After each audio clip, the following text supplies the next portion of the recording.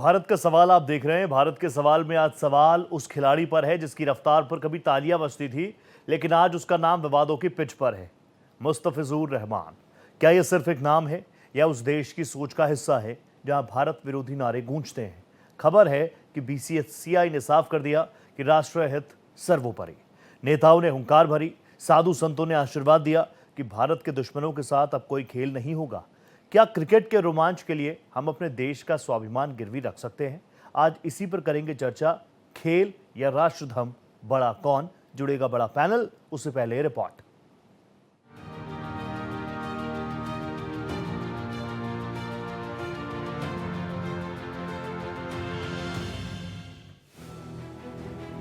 खेल अपनी जगह, लेकिन राष्ट्रीय हित सर्वोपरि।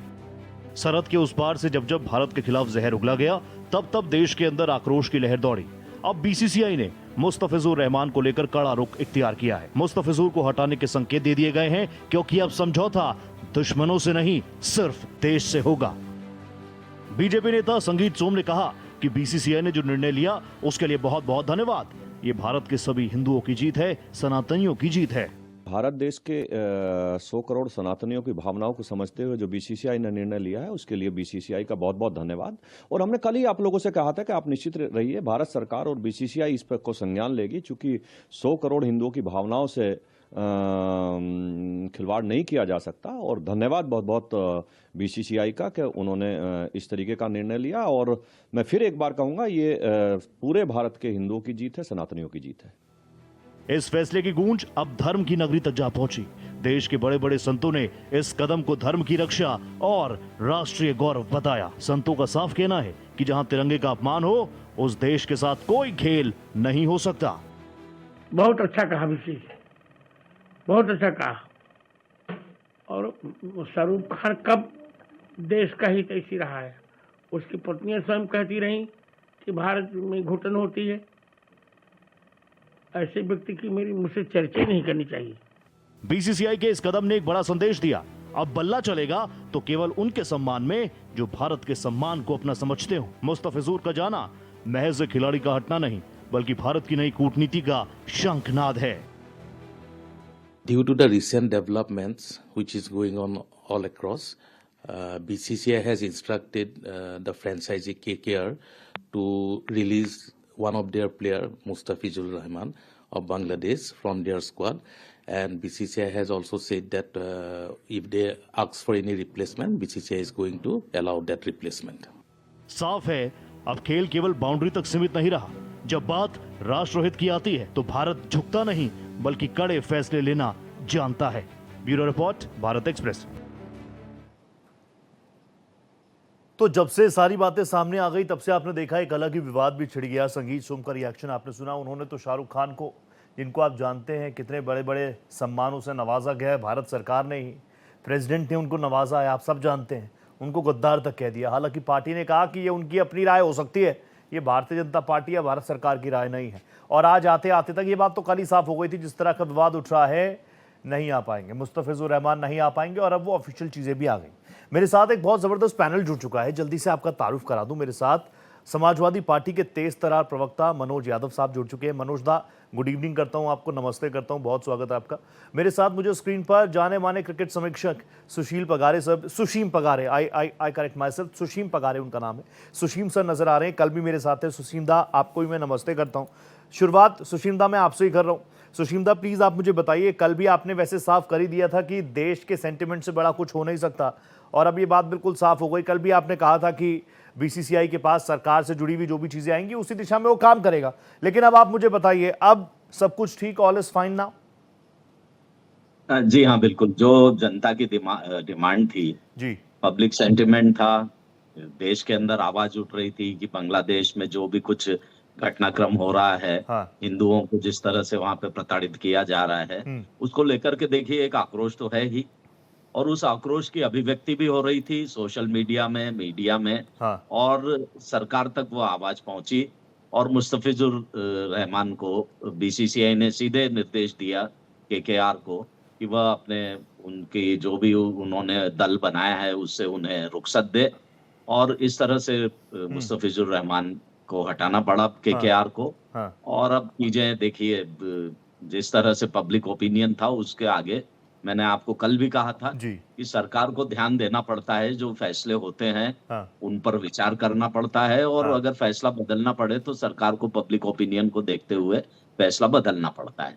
तो आज उसकी परिणति हो गई, बीसीसीआई ने ही सूचना दे दी और उनको रुखसत भी कर दिया गया मुस्तफिजुर रहमान को। ठीक है, ठीक है। सो मैं वापस आऊंगा पगारे साहब आपके पास। मनोज दा प्लीज आप रिएक्ट कर दिए। मनोज दा, कल तक तो हम डिबेट ये कर रहे थे, अब देखिए ग्राफिक्स भी आ गए। देवकी नंदन ठाकुर ने क्या कुछ कहा था सबको पता है कि शाहरुख तुम्हें हीरो बनाने वाला देश का हिंदू है, वो तुम्हें जीरो बना देगा। बांग्लादेश का कोई भी खिलाड़ी स्वीकार्य नहीं होगा। आप तो जानते होंगे संगीत सोम साहब को, आप लोग क्योंकि पॉलिटिकली एक दूसरे से भी मुखातिब होंगे। उन्होंने तो कल गद्दार कह दिया। भारत सरकार ने जिसे पद्मश्री दिया उसको संगीत सोम साहब ने कह दिया ये तो गद्दार है, ये तो गद्दार है, ये तो गद्दार है। अब आपको लग रहा है इस पूरे मामले का पटाक्षेप हो गया? नहीं, बिल्कुल पटाक्षेप नहीं हुआ है। ये एक भारत में अलग तरह की राजनीति का एक नया फलसफा लिखा है बीजेपी के लोगों ने। अच्छा। वैसे जो एक्सपर्ट महोदय ने कहा, हाँ। मैं उससे बिल्कुल ताल्लुक नहीं रखता कि वो भारत की बात थी।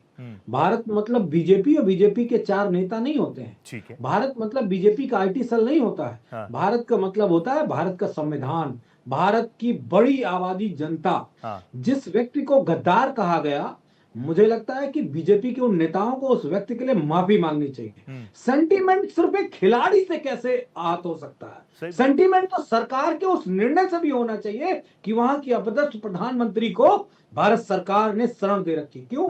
क्या फायदा आपका? क्या फायदा है आपका, ये बताइए। अगर सेंटीमेंट वहां के हिंदुओं पे अगर अत्याचार हो रहा है और बीजेपी मौजूदा सत्ता को तकलीफ हो रही है, तो फिर वहां की अपदस्थ प्रधानमंत्री भारत की धरती पर नहीं रहनी चाहिए। एक बात। दूसरी महत्वपूर्ण बात, जब जैसा जो आईसीसी के चेयरमैन है, वो चाहे तो इंडिया का मैच बांग्लादेश से करवा दे, वो चाहे तो एक सीरीज करवा दे, वो उनकी मर्जी की बात है। और उससे ज्यादा जब वहां की कोई बड़ी नेता खत्म होती है, मर जाती हैं, तो फिर भारत के प्रधानमंत्री अपने देश के विदेश मंत्री को भेजते हैं वहां पर और जाते हैं, वो शोक संवेदनाएं व्यक्त करते हैं। तब भारत के तथाकथित, मैं साफ शब्दों में कह रहा हूं, तब भारत के तथाकथित इन धर्मगुरुओं की, बीजेपी के नेताओं की, उनके जो चाटुकार हैं उनकी भावनाएं आहत क्यों नहीं होती है? ये मेरा एक सवाल है। कौन इसका जवाब देगा? मतलब भावनाएं आवत करने के लिए सिर्फ क्रिकेट का एक खिलाड़ी है बस?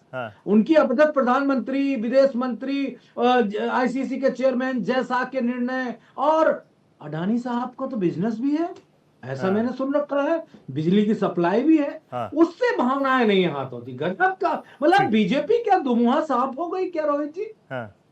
बीजेपी दुमुहा साफ हो गई क्या कि जब जिस मुंह का इस्तेमाल करना आया समय उस वक्त इस्तेमाल कर लिया, और जब जिस मुंह का इस्तेमाल नहीं करना उसका इस्तेमाल नहीं किया? ये भारत की जनता को विश्व पटल पे कमजोर बनाने का और भारत की साख को कमजोर बनाने का बीजेपी का षड्यंत्र है। क्योंकि इनको भारत से नफरत है, भारतीयों से नफरत है। ये तो पाकिस्तान प्रेमी है, अमेरिका प्रेमी है। ये कौन नहीं जानता? कौन नहीं जानता कि बीजेपी मतलब अमेरिका का पिछलग्गू बनना, बीजेपी मतलब पाकिस्तान के यहाँ बिना बताए चले जाना। मेरा कोई भी तथ्य गलत हो तो आप रोहित जी मुझसे सवाल पूछ सकते हैं। मगर मैं मैंने जितने आरोप लगाए बांग्लादेश के साथ बांग्लादेश के खिलाड़ी को आना चाहिए कि नहीं आना चाहिए, मैं तो एक बार ये भी जानना चाहूंगा समाजवादी पार्टी का स्टैंड क्या है। जिलानी साहब भी मुझे नजर आ रहे हैं, तुरंत आरो जिलानी भाई, नमस्ते करता हूँ आपको। सुनिए जरा, मनोज जी कुछ कह रहे हैं, जवाब दीजिएगा। अगर दुनिया में अगर यही पैमाना है तो ऑस्ट्रेलिया में भी भारतीयों को मारा गया। अगर यही पैमाना है तो न्यूजीलैंड में भी भारतीयों को पनिश किया गया, तमाम तरीके से उनको तकलीफें दी गई हैं। दुनिया के बहुत सारे ऐसे देश हैं जहां भारतीयों को बहुत बुरी तरीके से परेशान किया गया। तो क्या ये बीसीसीआई वाले और ये बीजेपी वाले, क्या वहां भावनाएं नहीं आहत होती हैं क्या? कितने मर्डर हो चुके हैं भारतीयों के ऑस्ट्रेलिया में? ऑस्ट्रेलियाई खिलाड़ी क्यों खेलेंगे? How can possible? ये कौन सा नियम है? ये कौन सा नियम है? सिर्फ हिंदू मुसलमान पे है? नहीं, एक लाइन कह दूं, एक लाइन कह दूं। अगर कोई ऑस्ट्रेलियाई भारतीय को मारे तो भारतीयों, खासकर बीजेपी वालों की भावना नहीं आहत होती। लेकिन अगर बांग्लादेश का हिंदू मारा गया तो वहां पे बीजेपी के लोगों की वो कह रहे हैं कि हिंसा होना और लिंचिंग होने में फर्क है। जिलानी साहब का एक ओपनिंग ले लूं, उसके बाद ये प्लेटफॉर्म आपका है। जिलानी जी, मुझे सवाल पूछने के लिए मनोज दा ने कुछ छोड़ा नहीं, मनोज दा ने सब कुछ साफ कर दिया। अब जवाब दे दीजिए आप। देखिए, सबसे पहले मैं अपनी बात को रखूं आपके सामने, एक बात स्पष्ट क्लियर कर दूं हाँ कि शाहरुख खान को किसने क्या कहा है, हाँ। उसको भारतीय जनता पार्टी इंडोर्स नहीं करती। अधिकृत प्रवक्ता होने के नाते मैं आपके नेशनल चैनल पे ये बयान दे रहा हूं। ठीक है। कौन क्या कह रहा है, कौन से संत कह रहे हैं, क्या उनकी किस तरह के उनके फॉलोअर्स हैं, कैसे उनके हाँ लोगों का सेंटिमेंट हट हुआ है, हाँ उस आधार पे उन्होंने क्या बात कही है, ना मैं उसको इंडोर्स करता हूं और भारतीय जनता पार्टी का मत बिल्कुल क्लियर है। हाँ देखिए, समाजवादी पार्टी के लोगों के जहन में जब वो आते हैं ना, तो वो सिर्फ ये सोचते हैं, अब इन्होंने तमाम देशों के नाम ले लिए हाँ जहां पे भारत के लिए, भारत के लोगों की, भारतीयों की हत्याएं हुई हैं, तो उसमें इनको मजा आता है। इनको लगता है कि चलो एक सवाल खड़ा करने का हमें तो मौका मिल गया, काम तो इनको कुछ करना नहीं है, हाँ ये तो बिल्कुल बेरोजगार हो चुके लोग हैं और आने वाला समय इनके लिए है नहीं, ये बुरी तरीके से 27 में भी उत्तर प्रदेश में चुनाव हारने जा रहे हैं, ये तय है। हमने, देखिए, कब ये बोली लगी, कब ऑक्शन हुआ आईपीएल में, आप भी जानते हैं कि जब ये बांग्लादेश से माहौल ऐसा नहीं था। बांग्लादेश में जिस तरीके की अल्पसंख्यक के ऊपर यानी हिंदुओं के ऊपर बर्बरता संहार हुआ है, वो आपने भी देखा और मैंने भी देखा, और जिसके अंदर इंसानियत है वो उसके रूह कांप जाएंगे, उसके ऊपर सवाल उठाया जाएगा और पूरी दुनिया उस पर सवाल उठा रही है। जी। उससे सेंटिमेंट हट हुआ है। हाँ। अगर किसी संत ने ये बात कही है, फिर मैं कह रहा हूं, तो उसको भारतीय जनता पार्टी इंडोर्स नहीं करती है, लेकिन इसलिए कि अगर किसी का सेंटीमेंट हट हुआ है और भारत अक्सरियत की जो आबादी है 80% वो हिंदू सनातन परंपरा के लोगों की है, हाँ। इसलिए अगर बांग्लादेश में बर्बरता होती है तो उस पर हम सवाल खड़ा करते हैं। हमने, अच्छा, बीसीसीआई ने बिल्कुल आज क्लियर कर दिया, जो लोग राजनीति के पीछे अपनी रोटी सेक रहे थे 3 से 4 दिन से लगातार कि ऐसा कैसे हो गया, क्यों हो गया, और ये मामला, तो आज बीसीसीआई सामने आके उनको ड्रॉप कर दिया। एक जो लोगों की सोच थी, आज बीसीसीआई उनके साथ है। लेकिन आप मोदी जी के ऊपर कटाक्ष करिए। नहीं आप जिलानी उनको जी, वो तो गाली ये देते कह रहे हैं कि दीजिए, अगर बांग्लादेश में इतना जनता बुरा आपको हो रहा सबक है तो सिखाएगी। खालिदा जिया की मौत हुई, बहुत दुखद है, विदेश मंत्री जी वहां पर गए, वो इस रोहित चीज भाई, को भी तो आप जोड़ रहे हैं। बड़े- मनोज दा ने बड़े- भी इस बात का जिक्र किया कि सिर्फ एक रोहित खिलाड़ी भाई, को आप हटा दिया, बड़ी खुद वहीं पत्रकार हैं, गए। मेरी पहले बात कंप्लीट जी, हो जाने जी, दीजिए। जी, जी। मेरी बात कंप्लीट हो। हाँ। हमारी जो फॉरेन पॉलिसी है, हाँ। उस पे हम चर्चा नहीं करेंगे। हाँ। इनको तो देखिए, इनके अंदर तो तुष्टीकरण की राजनीति के ये आ रहा हूं चैंपियन मनोज लोग दा, हैं। आ रहा हूं। हिंदू हाँ। मुसलमान इन्हें करना है, मुस्लिम इनका वोट बैंक है पूरे उत्तर प्रदेश में, ये हाँ। सब जानते हैं। हाँ। ये इसके चैंपियन है। आप, हमारी जो फॉरेन पॉलिसी है, जो कूटनीति है, उसके आधार पे अगर हमारे फॉरेन मिनिस्टर और किसी देश के प्रधानमंत्री का देहांत होता है, तो ये हमारे कर्तव्य है। हमारा जो आ रहा हूं आजादी मनोज, के आ बाद रहा जो हूं, हमारे पास हाँ। नोट है ना फॉरेन जी। पॉलिसी का बना हुआ, हाँ। उसमें सिर्फ बांग्लादेश के ही प्रधानमंत्री की डेथ नहीं, किसी भी देश के प्रधानमंत्री या किसी देश पे आपदा होती है, तो भारत वसुधैव कुटुंबकम का जो सबसे बड़ा आदर्श उदाहरण माना जाता है दुनिया में, वो सबके साथ खड़ा होता ठीक है। है। लेकिन अगर कहीं भारतीयों के ऊपर कोई प्रहार करेगा, बेवजह सनातन परंपरा के मानने वाले लोगों को मारेगा, तो उसके साथ भी भारतीय खड़े हुए दिखाई देंगे। और उस सेंटीमेंट को ना तो समाजवादी पार्टी समझ सकती है, ना कांग्रेस समझ सकती है, इसलिए ये सवाल खड़ा करते हैं। हमारे लोकतंत्र ने इन्हें फ्री आजादी दे रखी है, बाबा साहब भीमराव अंबेडकर का जो संविधान है, हाँ। वो इनको आजादी देता, पूछिए। लेकिन अल्फाजों का चयन अच्छा करिए, पार्लियामेंट्रियन लैंग्वेज बोलिए, नहीं तो जनता आपको सही इस बात बार है। भी यूपी में समय नहीं देने जा रही है।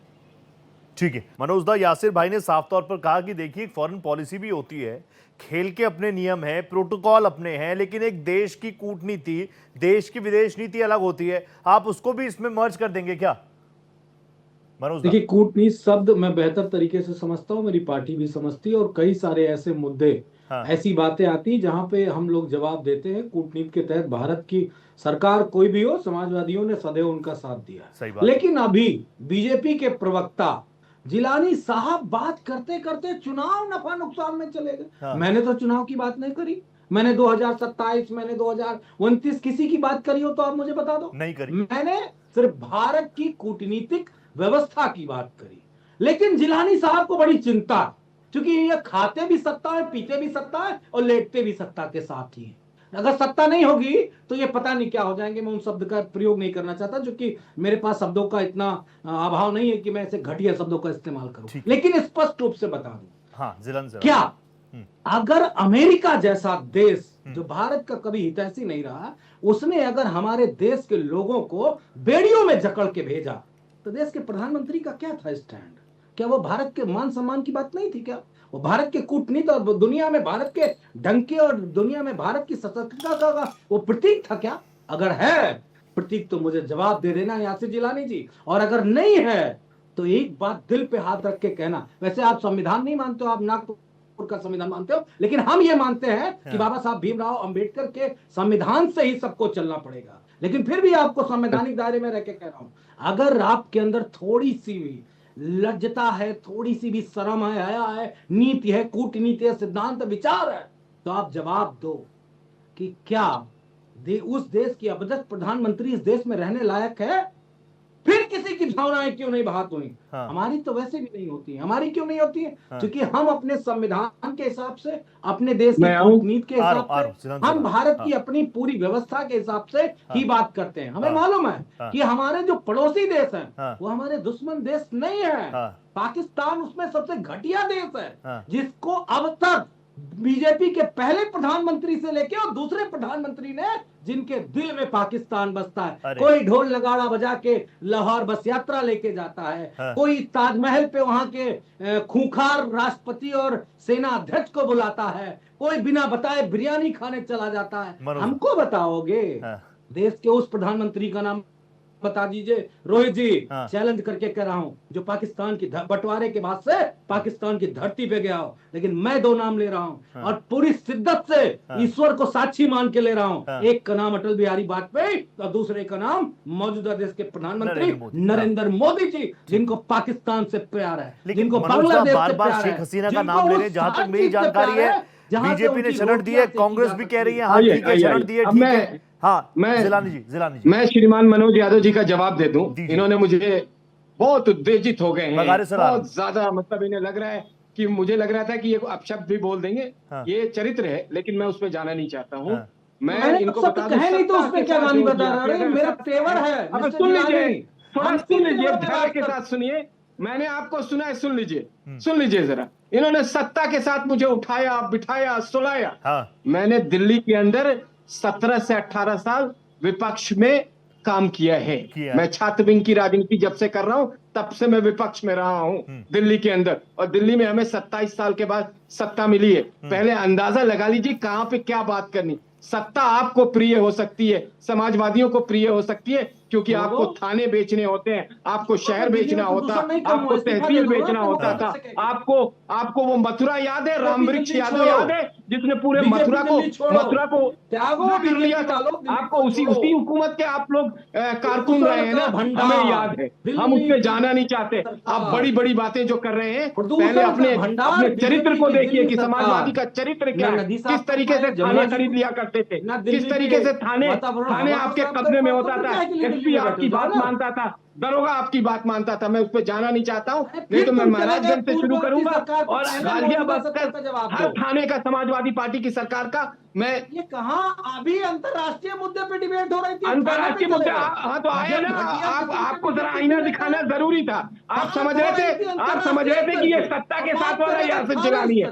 मैं आपको इसीलिए बताना चाह रहा था।